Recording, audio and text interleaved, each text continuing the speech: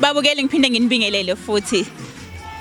Manje sengize nendlovukazi ke umama kaSingaye ngizocela nje ukuthi azazise ukuthi ubani ninjani sisi. Sawubona Dali, awusemuhle. Ngiyabonga ma. Sacela ukuthi utshela babukele emakhaya ukuthi uba igama lakho. Ngubongi umama kaZenazi. Okay ke ma wazomuhle. Wazomuhle wavele waba indlovukazi nje impela namhlanje.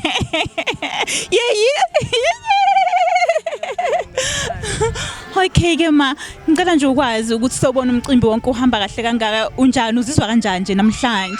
Ngizizwa ngumama ophelele nje. Ngijabulile kakhulu sithandwa sami. Ngiswele nje amagama okusho. Okay ke ma, ngicela ukwazi niqale nini ukuprepare lo msebenzi omuhle kangaka? Yo, ingane yami yoni iseyintombini kodwa umsebenzi ubelokhethi mama kusela inyanga ukuthi kube birthday yami mama kusela 2 weeks. Ngisho ngithi mhlambe ngibe neviki lokuthi ngikwenze lokhu nje. Kwenzeka ngoNkulunkulu kwenzeka noma ngingakwazanga ukumema wonke umuntu ebengifisa ukummema kodwa ngimane ngathi ngenzele umntwana lento ayifisayo. Siyabonga kakhulu ke ma. Yes, kunjalo ma. Then masesiphethe ke yini into ofuna ukusho kuba abantu abakusupportile from eqaleni until now?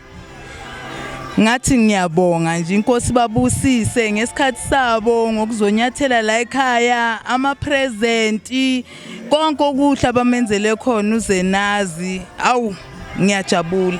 Siyabonga kakhulu ke ma sengathi nje uNkulunkulu angagcina uphinde futhi usikhulisele yena then sisobonana next time so umenzele umhlonyana. Siyabonga ma. Ngiyabonga. Okay.